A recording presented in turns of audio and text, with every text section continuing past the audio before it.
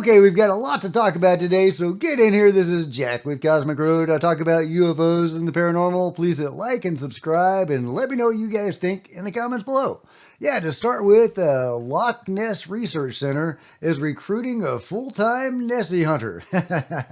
There is perhaps no cryptological creature as famous as Scotland's enigmatic Loch Ness monster, yet to date there remains no conclusive physical evidence that the beast even exists at all.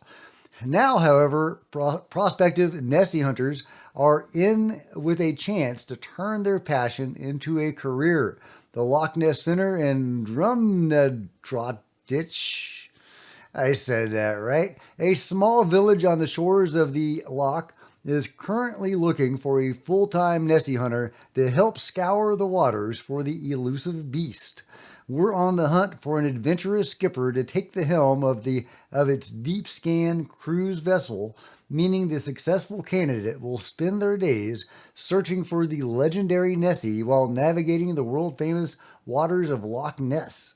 Well, I guess there's worse ways to spend your time cruising around the beautiful loch. So if that's you guys, there you go. You can sign up to become a full-time paid Nessie hunter. I wonder if they'll come up with anything. I'm not a big Nessie fan, or I mean, it's a fun story, but I'm not a big believer in Nessie. But if you guys are, let me know in the comments below. Meanwhile, people are talking about the new doc coming out, Age of Disclosure. Some troubling stuff is coming out as well about this. Director of groundbreaking UFO doc says what he learned left him rattled. Things could get really bad really fast. He says that's not good. What did he discover in the making of this documentary that left him rattled in thinking things could get bad really fast? Well, we might have some insight into that from what Marco Rubio is saying. Farrah's Age of Disclosure world premiere is Sunday at the South by Southwest Film Festival. Farrah, the director, said, "None of the government leadership I spoke to are debating whether this is real." That includes now Secretary of State Marco Rubio and his chilling, eye-opening warning on UAP that hits closer to home than science fiction stories of little green men. There is a scene in the documentary that I find especially impactful, where Marco Rubio talks about how a lack of imagination has historically led to all of the greatest intelligence failures and disasters, from Pearl Harbor to 9/11, and that he doesn't want that to happen again. He says in the film, we've had repeated instances of something operating in the airspace over restricted nuclear facilities, and it's not ours. And we don't know whose it is. That alone deserves inquiry, deserves attention, deserves focused. Farrah equates that warning to the biggest attack on America in history in 9/11. So yeah, do we need to be prepared, for the negative stuff pertaining to UFOs to prevent another 9/11? Well, I really don't like this fear-based mentality or this fear-based narrative leading into UFO disclosure. As I've talked about before, just yesterday, I think that is actually counter to the purpose. If we want contact with the phenomenon, if we want open and successful contact with the phenomenon, we want that to be positive. But since so much of this stuff is consciousness-based and we are co-creating many of these events, going into it with a fearful mindset could lead to more negative experiences, whereas going into it with a positive mindset, full of light and love, as new agey as that sounds, can lead to more positive experiences.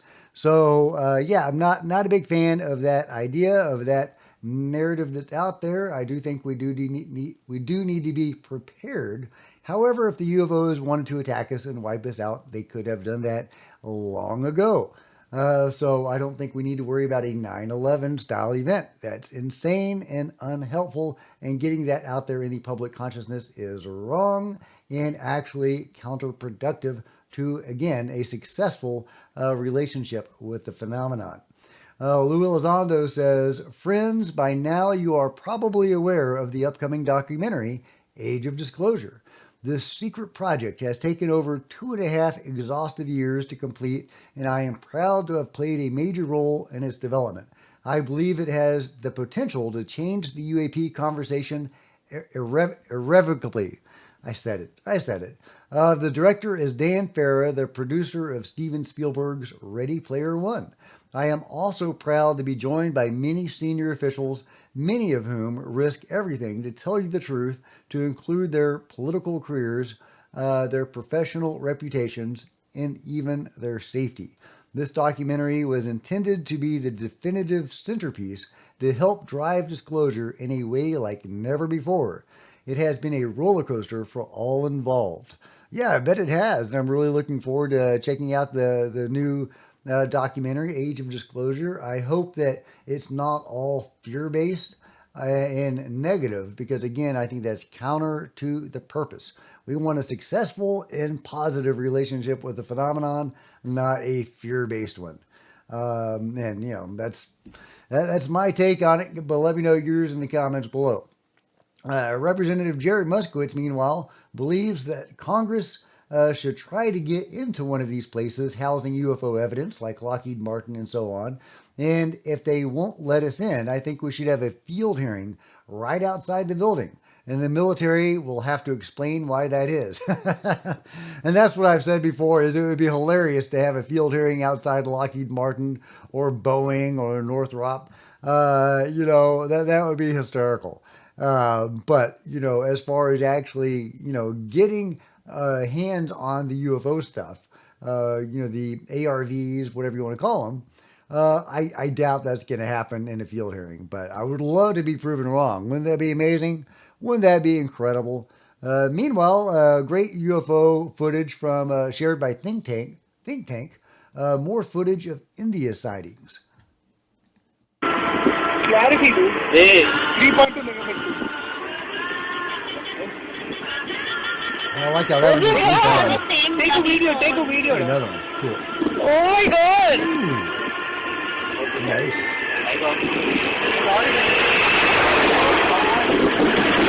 Okay, I'm muting that. But yeah, look at that. That's a beautiful sighting. Now, do you think those are flares or something like that? Could this be explained by some sort of a mundane reason? What is going on here? Are these nuts and bolts craft in the sky that are illuminated and revealing their presence? Or is something else going on there? I don't know why we have a Halloween phase there. But yeah, it's a great sighting, whatever it is. Are these orbs? Are these other dimensional vehicles? Or are these drones? Or are these flares? Well, let me know what you think. I think that's a cool sighting. Likely legit. Yeah, and some people wanted to hear the full clip about the woman who saw Jeffrey Epstein turn into a horned a reptilian being during intercourse. And I'll play it for those of you who were unhappy with me for not playing that full clip. I don't really want to give too much space to the dark stuff, but it is important to acknowledge and hopefully to deal with at some point. yeah, let's talk about that. So waking up in a lab, this was not on the island. This was in New Mexico. On the island, I saw him shaped Okay, in the bedroom. let's talk. Yeah, so she saw the UFO and she woke up on a lab, I believe, in New Mexico. One of Jeffrey Epstein's victims and victims of that circle. Saw a UFO, was paralyzed, woke up in a lab on a different encounter on the island during intercourse with Jeffrey Epstein. He, according to her, he transformed, shapeshifted. Talk about that first, and then we'll touch on this lab experience as well. So, can you explain what you mean by shape shifting here? Well, when I was in the bedroom with him, because he used to take me into that small bedroom, and it was always dark and really cold.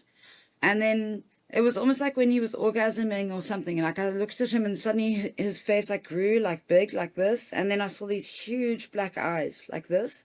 And then a big mouth with this horrible tongue and like this sort of dragon horn stuff, which is like almost like the devil or, I can't explain really what I saw because I saw it like, I can explain it, but it's like so hard. I did paint it, but I burnt that painting because I just hated it.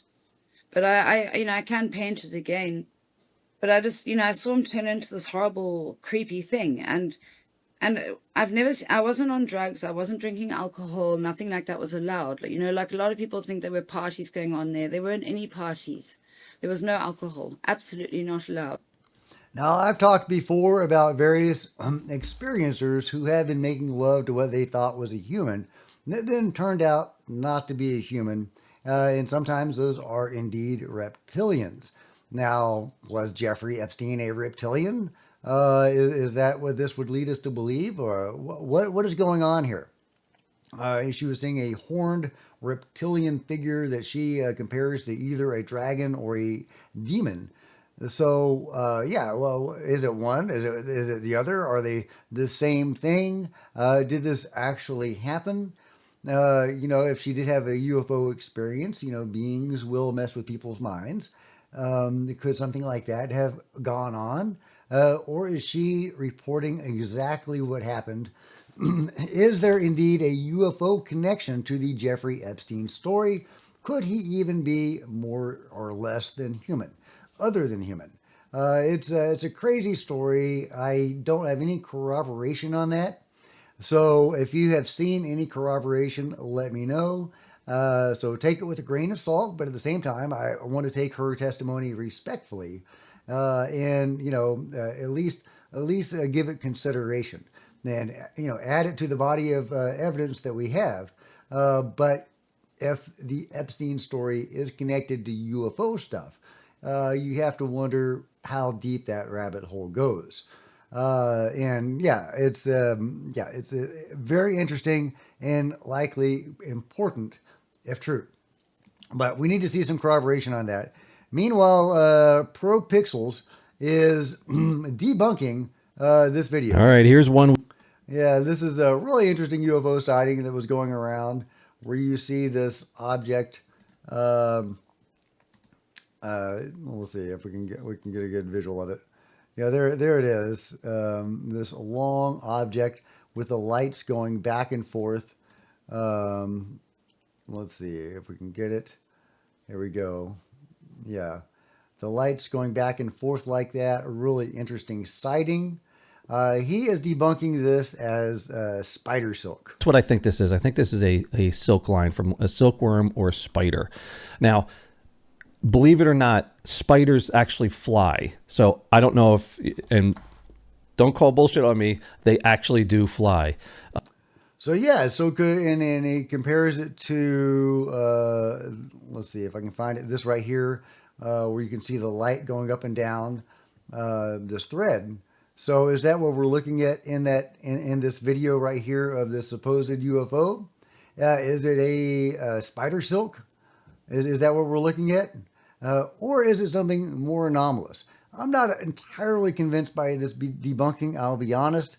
I would have to see somebody throw some spider silk up in the air and have it catch light like this, visible at a distance, in order for me to believe that. But, he could be right. He could be right. So let me know what you guys think. Meanwhile, Forgotten History is posing this question. Did ancient civilizations all just coincidentally use the same architectural techniques, or was there some kind of contact between them? So yeah, is this more evidence for Atlantis, or at least some method of contact between disparate cultures around the world? Yeah, you see this very similar configuration for these pyramidal structures or temples in Cambodia and Guatemala. Not close together, but yeah, very similar construction. And of course, there's so many examples like that, showing similar architectural and motifs and artwork from around the world, seeming to hint at some connections between them. Is that Atlantis? Is that is that connection coming from the beings that are interacting with all these different races and giving them elements of culture, something like that? I tend to think this is more of an argument in favor of Atlantis, or at least some lost ancient civilization or civilizations. I tend to think there's probably multiple, and maybe they go way back. Maybe there were successive civilizations. That's what some people believe, is that we are in the fifth era of human civilization, and Atlantis was the previous one. But before that, there were others. And, they were as distant to Atlantis as Atlantis is to us. Now, on this clip, I can't play it, but I will link to it because it's got music. Jason Sands is talking about his knowledge of the control group and them working with beings. And it's actually a little bit encouraging because he's saying the beings, the Greys and the tall whites that he's aware of that were working with control group people on technology would not work on the weapon systems. So they were happy to help the control group out with technology and working with them. And there's, various whistleblowers and people that have talked about that before. But he is saying that at the very least, they're not helping them out with weapons. So I guess that's good. That's good if true. I think that's encouraging. And that's also something that I've seen time and again. There's the idea that the beings don't want this stuff weaponized, which I think is very interesting and also could go some distance toward explaining the idea. I think it was Danny Sheehan that was talking about the vehicle with weaponized UFO technology in terms of being able to get somewhere very fast, being able to, deliver a nuclear payload to the other side of the world in like 2 minutes. But that could be the answer as to why they have to use nukes and not, some fancy alien weapon. They can use the propulsion system, but they can't use alien weapons or weaponize that sort of thing. So yeah, so very, very interesting. And I'll clip to that. And there's some other intriguing information in this clip as well. Meanwhile, we got a Skywatcher update. Jake Barber's Skywatcher. Skywatcher update. Progress in the field has been happening at a breakneck speed. We believe we had a significant breakthrough in the field during our last event. An additional video update will be released shortly after Skywatcher Part 2. All right, well, bring it on, Jake. I can't wait to see what Skywatcher brings to the table. I'm really, really excited about that. But, we'll see, right? The proof is in the pudding or in the eating. The proof of the pudding is in the eating. And Garry Nolan also has some encouraging things to say. He says the Skywatcher is not the only such group doing this. The information's out there. It's already pretty well understood. I mean, look, there's been enough whistleblower types where the information of how to do this has leaked out. We know how to call them. Whether you believe in psionics or not, it seems to be part of the process. So we know how to call them. The question is not, can you video them? I mean, Skywatcher has already shown that you can video them. And there'll be more of that kind of stuff, I think, coming in the future. So Skywatcher is one group of several that I'm aware of that are doing it independently. So that's citizen science. I mean, I think the answer is you don't wait for the government to do it for you. You don't wait for death. Yeah, don't wait for the government to do it. Do it yourself. I love it. I love the Skywatchers out doing this. I'm really excited about these other groups, he says, that are out there doing this. It's like a race for UFO disclosure or contact, right? That's awesome. Yeah, bring it on, guys. Bring it on. At the same time, of course, we do need official U.S. or, government disclosure because ultimately we need oversight of these black programs that have been doing shady stuff these many years and are still doing it. But absolutely, I support these groups. I think this is awesome. I can't wait to see what they come up with and how that moves the ball forward in terms of UFO disclosure and getting the public engaged in this. I think that's going to be huge. And even the scientific community, if they can submit peer-reviewed papers based on this stuff and get, mainstream science behind it. And, I think Garry Nolan is helping out with that and others as well. So, yeah, very exciting times. Now, of course, he mentions the psionic part of it. And I've noticed in the comments for my videos that a lot of people are still wrestling with that. Psychic stuff, remote viewing. A lot of people are still finding that hard to grapple with. And I totally get it. I was there a few years ago. It just sounds like a bunch of crazy nonsense until you've done the research. So I highly encourage those of you who are on the fence or skeptical about the psychic and the woo stuff to research it. or even to seek it out and experience it for yourself. Yeah, no seeing like believing, or no believing like seeing. Anyway, you know what I'm saying. But yeah, research remote viewing, research other forms of psychic interactions, mind-to-mind communication, telepathy, that sort of thing. I've experienced mind-to-mind communication a few times, at least in Reiki class. We did an exercise where we were partnered up with somebody, and we would put our foreheads together, and then we would project an image into each other's mind, in turn. And we would try to pick up the image the other person was sending. And I sent her an image of the Great Pyramid. But in my imagination, for some reason, I was more focused on the Nile, because I was like, the full, landscape is how I was sending it, instead of just sending a simple shape, is what I should have done. And my imagination just really picked up on the Nile, and it made it super vivid, this vivid blue. This is really what I was, sending, unfortunately. Yeah, that's where my imagination wanted to go. She didn't get it, but one of the other people in class did, which was kind of funny. But so when my partner put her forehead to my head and sent her image, what I was seeing, because I was able to see what she was sending, I was able to see a round, pale, pitted object.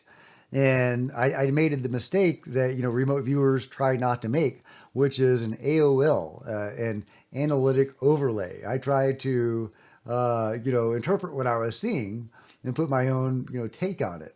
Instead of just saying I saw a round, pale, pitted object, I said, oh, well, that's a cantaloupe. That's a melon. And she was like, no, that's the moon. But yeah, so I couldn't distinguish between a cantaloupe and the moon, but I was seeing what she was sending anyway. Yeah, at another time in Reiki, when I was receiving Reiki, the person, actually my Reiki instructor who was giving me Reiki, I was trying to think deep, calming thoughts. And I pictured, that scene in Gladiator where he's walking through the wheat field and, on his way to the afterlife. Yeah, spoiler if you haven't seen Gladiator. Sorry. But yeah, so she saw that. And she was like, Jack, I saw you walking through a wheat field. It was very peaceful. But what the heck? You're gluten intolerant. You can't eat wheat. What's going on there? Why are you fantasizing about wheat? Well, I do fantasize about wheat, guys. I miss wheat. But yeah, she was actually picking up on an image in my brain. So yeah, so that's an example of a couple of mind-to-mind interactions. I've never had any remote viewing experience, but yeah, these mental things are real. Remote viewing is real, and again, if you do the research into remote viewing, you will likely find that. So yeah, I know people have a hard time with that. I did as well. I don't blame anybody for having a hard time with that. But yeah, just do some research and then do some more research. And yeah, because it's all connected. The psi stuff, the UFOs, the metaphysical stuff, consciousness stuff, energy. It's all connected. Some of it's good, some of it's bad. Some people think I have rose-tinted glasses, but I don't. There's absolutely a bad side. But since we do co-create these events, it's important not to focus on that shit, because you don't want that. Yeah, it's not all kumbaya. But if you want a kumbaya experience, think kumbaya thoughts. Yeah, I mean, it doesn't always work like that, but that's a good goal. And there's a lot of there. Anyway, so let me know what you guys think about it all in the comments below. Are you going to sign up to be a Nessie researcher? What do you think about the new documentary, Age of Disclosure? Are you worried about a fear-based narrative, or do you think that's totally appropriate? What do you think about Skywatcher and these other programs? Let me know what you think about it all in the comments below. Like and subscribe. Hit the bell to be notified of future videos. You don't want to miss a thing. Join me on social media. There's Facebook and Twitter links below. Oh, there's Rumble. There's Discord. So go check those out. Buy one of my books. I just released my newest sci-fi fantasy novel, Cosmic Road, or book 1 of Cosmic Road. actually called The Bounty. So go check out that if you like fun, fast-paced, action-oriented sci-fi and fantasy with a little mystical undertones. Yeah, so go do all that. Become a channel member, buy a t-shirt, all of that awesome stuff. There's plenty of other videos on the channel, and I'll see you guys next time. This is Jack with Cosmic Road, signing out.